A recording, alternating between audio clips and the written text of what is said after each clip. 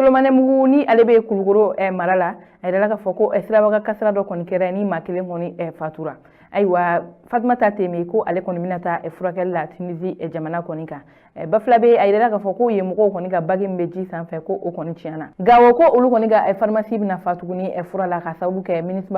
ka dɛmɛ ye. Ayiwa an balimaw aw bisimila yi an ka don kibaru kɛnɛ kan. An bɛna an da don ni kibaruya ninnu kɔni na k'u walawala ye. Ayiwa kibaruya fɔlɔ o de ye k'a fɔ ko Solomane Mugu ni ale yɛrɛ bɛ Bamakɔ ni Kulukoro kɔni ni ɲɔgɔn cɛ ko sirabaga kasara dɔ kɔni kɛra ye.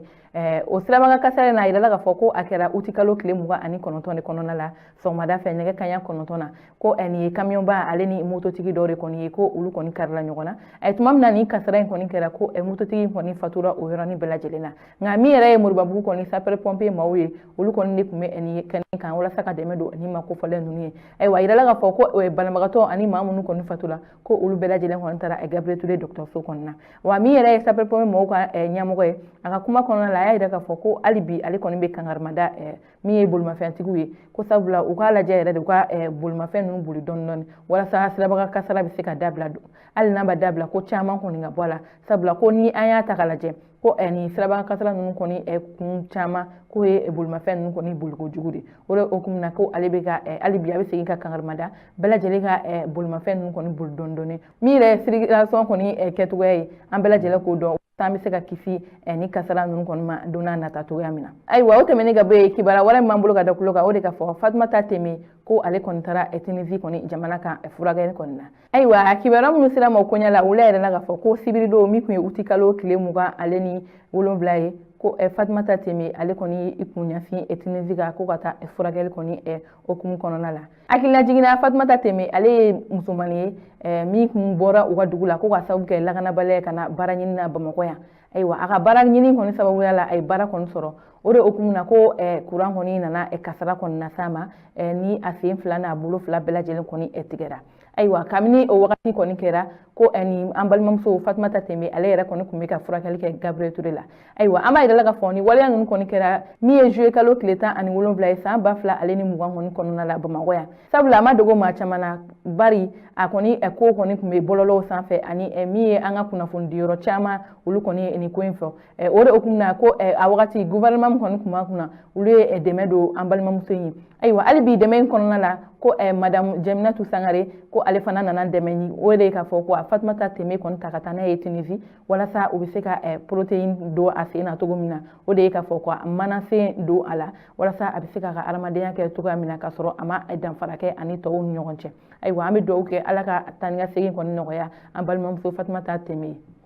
Ayiwa o tɛmɛnen ka bɔ yen kibaruya wɛrɛ min b'an bolo ka da kulo kan o de ka fɔ Bafulabe min ye Bafulabe dugu kɔnɔna la ko bagi min bɛ yen nɔ ni o kɔni bɛ maaw latɛmɛ ji sanfɛ ko o tiɲɛnen don. Ayiwa kibaruya minnu sera ma o koɲɛ la olu yɛrɛ la k'a fɔ ko min ye uti kalo tile 26 ye ko Bafulabe ale kɔni bagi kɔni tiɲɛnen don. Ayiwa o de hukumu na ko mobiliw ni maaw kɔni tɛ ka se ka tɛmɛ. Ayiwa bagi ale kɔni bɛ ji de sanfɛ Bafulabe n'o bɛ kɛ sababu ye ka maaw kɔni latɛmɛ ka taa ba kɔfɛ ani ka taa ba ɲɛfɛ. Ayiwa a yirala k'a fɔ ko mobili fɛn fɛn bɔra Bamakɔ Tomora ale ni Kayi nin don kofɔlanin na ka daminɛ uti kalo 26 la fo ka taa bila an bɛ don min na ko bi k'u bɛɛ lajɛlen kɔni jɔlen don ka sababu kɛ nin bagi in kɔni tiɲɛnen. Ayiwa yen préfet yɛrɛ ka kuma kɔni na ko nin fɛn in kɔni tiɲɛna jumadon de. Ayiwa ko ale kɔni ye ci fɔ a sanfɛmɔgɔw ye ko nka an bɛ don min na ko bi ko hali bi a kɔni ma dilan sabula ko nin bagi in yɛrɛ kɔni mago bɛ moteur kura la walasa a bɛ se ka wuli cogoya min na. Ayiwa hali bi nin fɛn in kɔni ma se ka dilan min yɛrɛ ye Bafulabe n'a lamini kɔni jagokɛlaw ye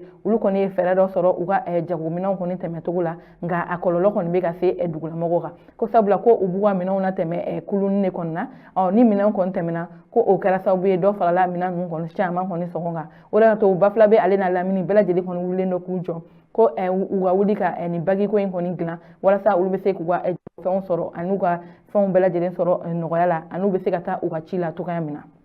Ayiwa o tɛmɛnen ka bɔ yen kibaruya laban min b'an bolo ka da kulo kan o de ka fɔ Gawo a yirala k'a fɔ ko MINUSMA mɔgɔw kɔni ka pankulu kɔni bɛna pharmacie minɛnw kɔni lase olu kɔni ma. ayiwa kibara minnu sera ma koɲɛ la wuli a yira na ko bi ni ala sɔnna ma ko MINUSMA mɔgɔw kɔni ka pankuru kɔni bɛna fura caman ta k'i kun ɲɛsin Gawo ale n'a lamini kɔni kan ayiwa hakilina jiginna an bɛɛ lajɛlen b'a kalama ko kabini mai kalo tɛmɛnen na Gawo ni Seware ale kɔni sira kɔni tigɛlen don ka sababu kɛ banbagatuw ka jatigɛ wale kɔni ye ko o senfɛ lakɔlɔsiw y'a yira k'a fɔ ko Gawo n'a lamini bɛɛ lajɛlen na ko pharmacie kɔni furaw kɔni bɛ ka gɛlɛya ko o ye kɔlɔlɔba ye ko ka ɲɛsin Gawo ale n'a lamini bɛɛ lajɛlen ma o de hukumu na u kɔni ka wulikajɔ ninnu senfɛ a yira k'a fɔ ko MINUSMA mɔgɔw kɔni bɛna dɛmɛ don ye ko ka fura caman ta k'u ka ɲɛsin u ma ani n'o tɛmɛnen ka bɔ yen kurawuluzi min fana b'an fɛ ko olu fana bɛn'u sen don ni dɛmɛ in kɔni na nka min ye bi ye MINUSMA mɔgɔw de kɔni ta bɛna daminɛ a yira k'a fɔ ko kurawuluzi mɔgɔw ye ko olu kɔni bɛ tɔni kelen de ta k'u ka taa n'a ye Gawo ayiwa ni kɔni ye kibaruya duman ye ka ɲɛsin Gawo ale ni a lamini bɛɛ lajɛlen kan wa an b'a yira k'a fɔ sira min yɛrɛ kɔni tigɛlen don o de ye Gawo Seware Boni ani Gosi o de sira kɔni tigɛlen don banbagatuw kɔni fɛ nka an bɛ kɔni hali bi ko ka ayiwa an balimaw ni ne kɔni kun ye an ka bin don kibaru ye ka da aw tulo kan aw ni ce aw ka kulomajɔ la aw k'an bɛn an ka baroda